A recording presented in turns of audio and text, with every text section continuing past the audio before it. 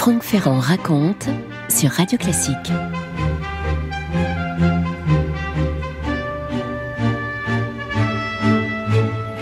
Nous sommes le jour de la Pentecôte 1574 au château de Vincennes. Oh, le roi ne va pas bien. Charles IX est alité depuis le début de l'année. Il est rongé, on ne sait pas exactement par quoi, par le remords, ça c'est sûr. Il a 23 ans. Charles IX, on ne peut pas dire qu'il ait jamais été de très bonne constitution, mais depuis les événements tragiques de la Saint-Barthélemy 2 ans plus tôt, son état a clairement empiré et maintenant la fièvre s'est emparée de lui. Il répète, dit-on, inlassablement que de sang, que de sang. Il est probablement hanté par les souvenirs du massacre, par la vision de ces rivières de sang qu'il a vu couler dans Paris le 24 août 1572. En tout cas, c'est probable. Et puis, il y a ce sang qu'il se met à transpirer et qui oblige son personnel à constamment changer ses chemises. Vous imaginez, il est dans un état au propre et au figuré effroyable, ce jeune roi Charles IX, torturé, trop faible pour gouverner, trop influençable face aux factions qui déchirent le royaume. On ne peut pas dire qu'il ait jamais pu imposer son autorité, le pouvoir, il a tout de suite été confisqué par d'autres. Par sa mère d'abord, bien sûr, Catherine de Médicis, dont l'ombre plane sur chaque décision, et puis aussi, bien sûr, par toutes ces factions rivales qui, en pleine guerre de religion, s'entre-déchirent et puis par ses doutes à lui, bien sûr. Il n'y a pas très longtemps encore, un complot a été fomenté contre lui et sa mère pour faire monter son frère cadet, François, même le Benjamin, le duc d'Alençon, pour le faire monter sur le trône. Et on se dit que quand la maladie de Charles aura emporté ce pauvre malheureux, eh bien, François d'Alençon pourra peut-être faire autre chose. Charles n'a plus la force de lutter. La maladie le consume, la toux le secoue violemment avec une respiration qui se fait difficile. Et il y a Catherine qui est là à son chevet, qui veille, qui lui tamponne le front, l'angoisse au fond des yeux. Elle sait que son fils est condamné, mais déjà son esprit est ailleurs. Catherine redoute beaucoup l'après Charles IX. Qui va monter sur le trône, puisque Charles n'a pas de fils, juste une fille, Marie-Élisabeth, qui a 2 ans, mais la loi salique règne en France, vous savez.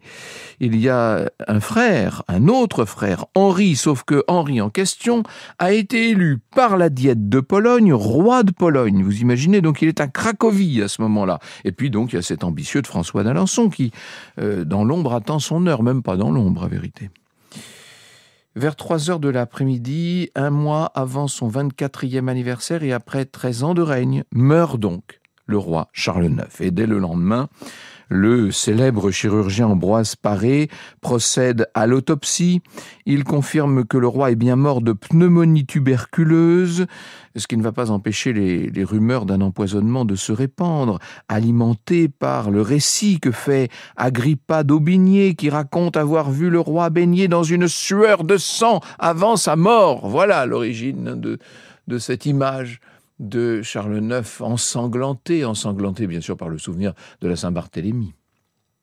Le roi est mort, vive le roi, dit-on en France.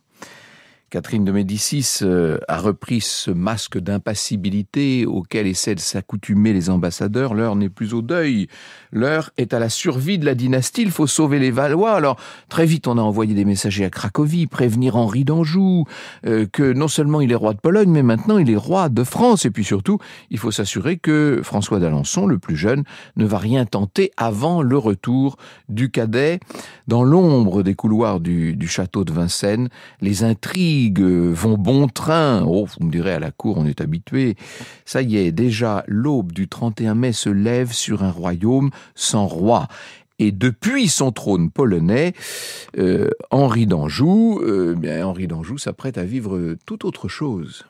Franck Ferrand sur Radio Classique. Ça fait 1 an que le destin d'Henri et celui de la Pologne se sont mêlés. Le 11 mai 1573 exactement, Henri donc était élu par la Diète de Pologne, roi de on appelle ça l'Arcepospolita de Pologne-Lituanie, un État qui est donc formé par l'union du royaume de Pologne et du Grand-Duché de Lituanie. Catherine de Médicis a œuvré pour trouver un trône à son fils. Le 19 août 73, une grande délégation polonaise est venue le chercher en France. On peut pas dire que Henri ait été très pressé de quitter la cour de France. Il a fait traîner son départ, mais enfin bon, devant les exigences du roi son frère et surtout la pression de la reine-mère, il a fait ses adieux en décembre 1573 et accompagné de quelques gentilshommes qui constituent sa cour, l'origine des mignons, n'est-ce pas? Henri va partir pour la Pologne. Il arrive à Cracovie en février et il est sacré le 21 février. Il avait donc à l'époque 23 ans. Lorsque meurt donc son frère Charles IX, Catherine a dépêché des messagers à Cracovie. Le couronnement en Pologne attache Henri à un pays, disons les choses, pour lequel il n'a aucun goût. Lui-même dit que c'est un désert privé de toute distraction. Ça vous donne une idée de l'amour d'Henri pour son nouveau pays. Il regrette la France, bien sûr, et sa cour, et le Val-de-Loire, et les fêtes, et les fastes. Et puis, il a peur que son petit frère François d'Alençon ne tente quelque chose. L'idée de s'enfuir de son royaume fait donc rapidement son chemin. Il écrit à sa mère, dans un élan aussi filial que patriotique, « France et vous vaillent mieux que Pologne ». Ben oui. Si Henri se réjouit de retrouver sa terre natale et sa mère, il doit aussi se préparer à quitter un pays qui est réputé pour sa tolérance et liberté religieuse à la faveur d'un royaume qui est en pleine guerre civile.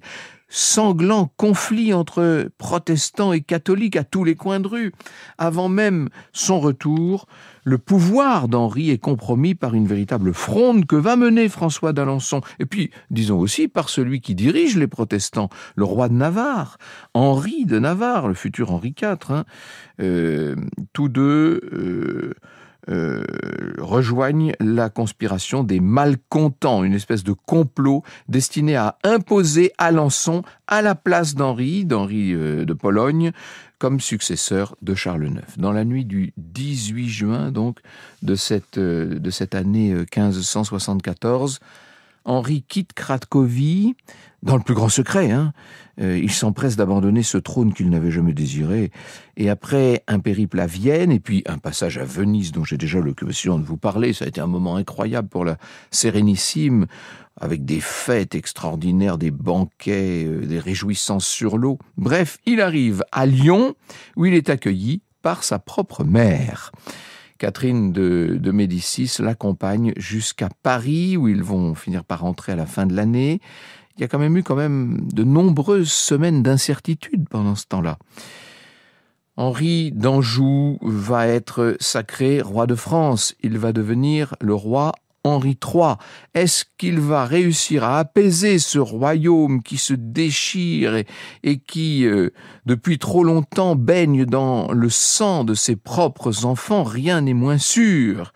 Il va en tout cas falloir donner au roi l'onction du Saint-Crème dans le cœur de la cathédrale de Reims, la cérémonie sainte par essence, le moment où un simple prince, certes roi de Pologne, en fuite, va devenir roi de France par la grâce de Dieu. Vous écoutez Radio Classique. C'est une cérémonie extraordinaire que celle de Reims. Faut imaginer ce jeune roi qui va recevoir le Saint-Crème, c'est-à-dire que on va lui apposer sur le front, sur la poitrine, sur les paumes, cette onction, le crème, c'est-à-dire l'huile qui est censée avoir été apportée du ciel par une colombe le jour du baptême de Clovis, probablement en 496. C'était à l'époque Saint-Rémy qui baptisait avec le crème. Eh bien, ce même produit qui miraculeusement se maintient intact de siècle en siècle va permettre au roi d'acquérir une sorte de dimension divine. C'est l'alliance du trône et de l'autel, bien sûr. Le roi ensuite revêtira les insignes de la fonction, ce qu'on appelle les régalia, l'épée, le sceptre, la main de justice, et puis l'anneau qu'il passe à sa main gauche comme une alliance parce qu'il épouse le royaume, et puis il s'avance vers le trône. On tient au-dessus de sa tête la couronne. Ce sont les pères du royaume qui accomplissent cette mission sacrée entre toutes, et donc il reçoit la fameuse onction de l'évêque. Dieu te couronne de la couronne du royaume. Le roi libérateur, une sorte de Christ vient de naître. Il va pouvoir prodiguer à ses sujets justice et miséricorde. D'ailleurs, vous savez que le roi de France, lorsqu'il sort de Reims, est capable de guérir les écrouelles, comme on dit. Il est doté d'un pouvoir thaumaturgique qui lui permet de toucher les malades. C'est un faiseur de miracles. Et très nombreux sont ceux qui se pressent sur son chemin, bien entendu. Le roi te touche, Dieu te guérit. Ça ne veut pas dire pour autant que ce soit le sacre qui fasse le roi, c'est d'abord l'hérédité. Le sacre vient confirmer la dignité royale. On connaît cette théorie, bien sûr, de Kantorowicz, la théorie des 2 corps du roi. La royauté ne meurt jamais parce que ce qui se passe là dépasse la seule personne physique du monarque.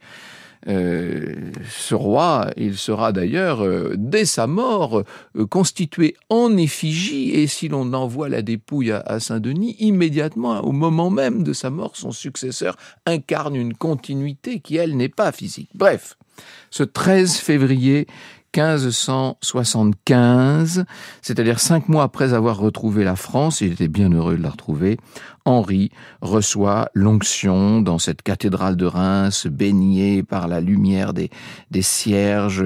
L'archevêque duc de Reims, Louis de Guise, qui est l'oncle du puissant duc de Guise, est là, qui se tient prêt, assisté de tous les hauts dignitaires de l'Église, de la noblesse du royaume, tout ce monde-là, très richement paré. Ai-je besoin de vous dire, on a sorti les grands atours, les prélats murmurent des prières, tandis que Henri s'avance, vêtu donc de son manteau de velours bleu semé de fleurs de lys, rituel immuable. Il s'agenouille devant l'archevêque qui lui confère cette onction de la Sainte Ampoule. À cet instant, il n'est plus seulement Henri de Valois, il est Henri, roi de France, lieutenant de Dieu sur terre, et à travers l'huile de la Sainte Ampoule, c'est l'onction divine qui vient de lui conférer une autorité tout à fait particulière.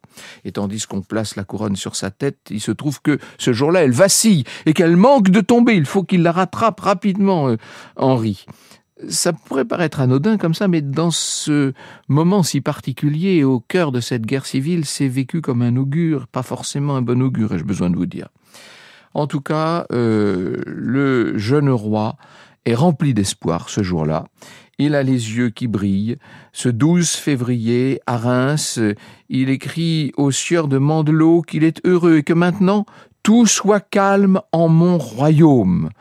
Oh, la vérité, c'est que ce qui commence pour lui, c'est quelque chose comme un chemin de croix. Bientôt, on va oublier les fastes du sacre, et on va retomber dans ce dont la France n'est que trop coutumière, les intrigues, les conflits, les factions, cette guerre intestine, l'infortune du malheureux royaume de France. Franck Ferrand sur Radio Classique. Le sacre devait consacrer l'unité du royaume sous l'autorité du roi très chrétien. Tout ça ne fonctionne pas aussi bien que ça devrait.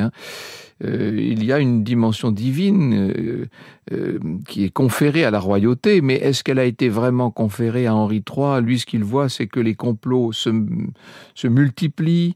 Il y a bien sûr ce frère trop remuant, là, ce François d'Alençon qui dirige le parti des malcontents, mais il y a aussi le cousin, Navarre, le futur Henri IV, et d'ailleurs tous les deux finissent par s'enfuir de la cour et par prendre les armes.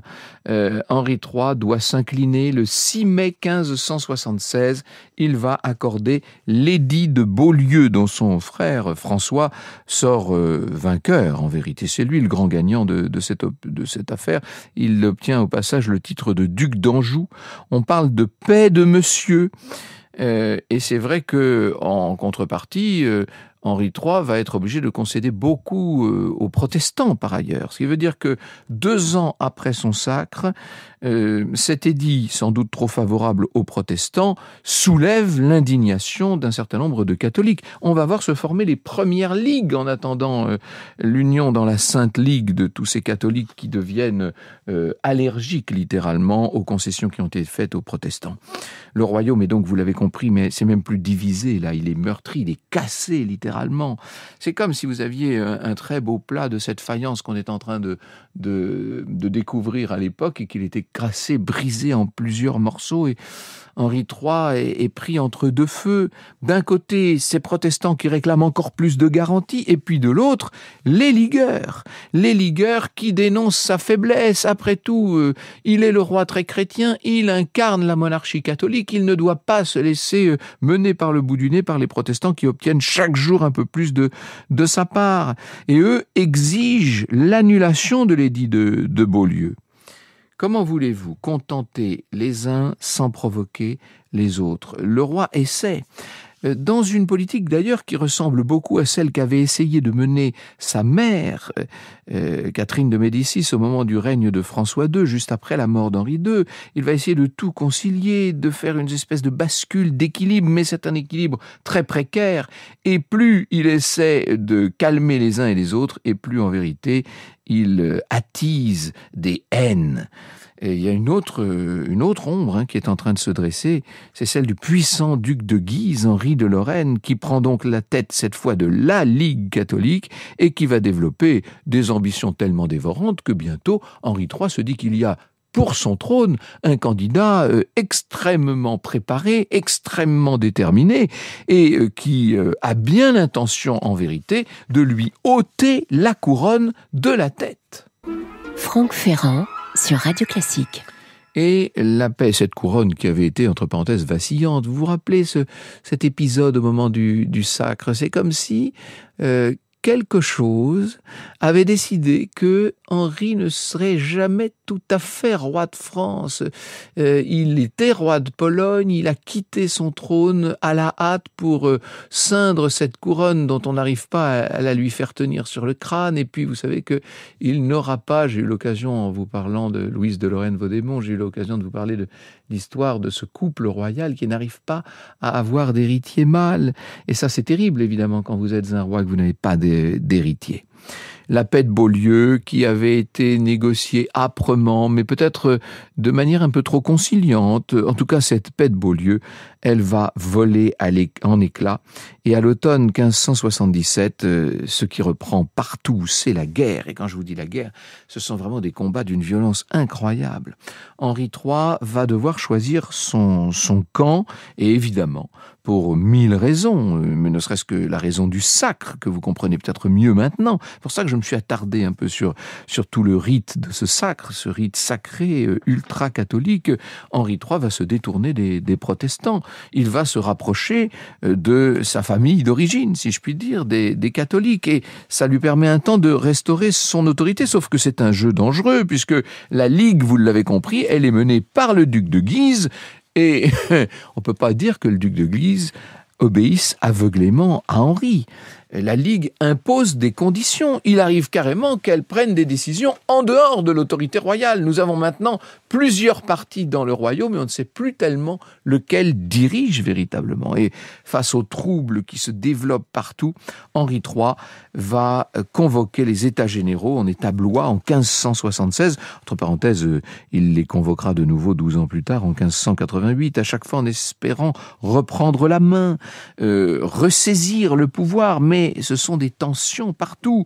L'ombre du duc de Guise s'étend sur la cour, le roi voit peu à peu son autorité lui échapper, il va y avoir des épisodes, il faudra peut-être qu'un jour on revienne sur les détails du règne d'Henri III, mais vous savez, il y a des épisodes qui sont très humiliants pour lui, il y a carrément des fuites de Paris, et vous savez que juste à la veille de Noël 1588, le roi va prendre une décision sans doute assez radicale, puisqu'il décide de faire littéralement assassiner le duc de Guise, et son frère d'ailleurs aussi, là en plein château de Blois. Alors, il ne peut pas y avoir d'assassinat pour un roi, puisqu'après tout, le roi est seul détenteur en France de la justice, donc s'il décide de faire assassiner quelqu'un, ça reste un acte de justice, mais c'est surtout un coup de force. Et c'est un point de non-retour qui, loin d'apaiser le royaume, va enflammer la Ligue, bien sûr, soulever beaucoup de catholiques intégristes contre ce roi, dont on ne sait plus d'une certaine manière ce qu'il est. Il avait été chassé de sa capitale. Déjà, maintenant, il est quasiment excommunié par le pape, détesté par le parti catholique, méprisé, bien sûr, par les protestants. Et pourtant, il y a un homme qui va accepter de lui tendre la main à ce roi Henri III. C'est justement le roi de Navarre, c'est son cousin, c'est l'ancien ennemi huguenot, Henri. À l'été 1589, les deux rois se rencontrent et vont unir leurs forces pour essayer de reconquérir ce qui peut l'être et de rétablir la souveraineté d'Henri III sur son royaume. Bon, vous savez que c'est pas ce qui va se passer, hein.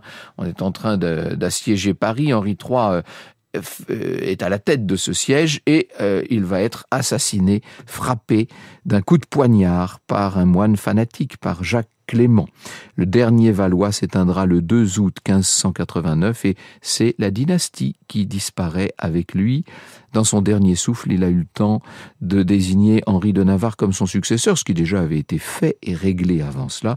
Le royaume de France est encore dans les guerres civiles, mais grâce au premier Bourbon, grâce à Henri de Navarre, devenu Henri de France, grâce à Henri IV, il va essayer de retrouver une paix assez précaire en vérité.